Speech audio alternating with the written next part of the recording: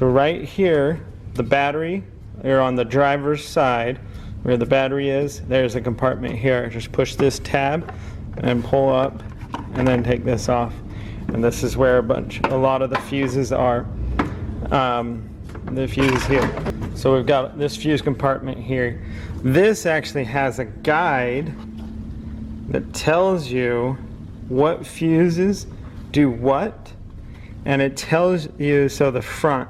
So if you hold it like this, you should be able to read the fuse, what size that fuse should be to run the amperage that you need.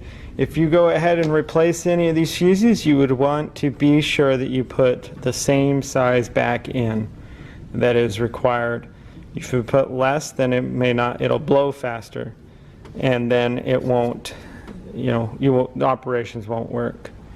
But like I said, so you've got one here that'll say, and you've got the engine sign on it, and different fuses. You can take testers to test them.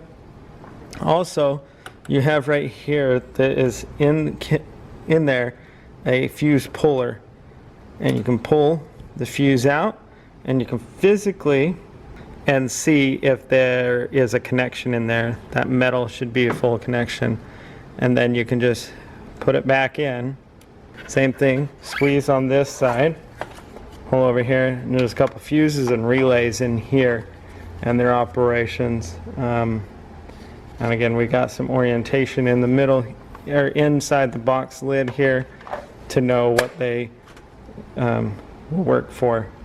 And so this is your fuse and relay box inside your engine bay, and we'll go and show the one that's inside the cab itself.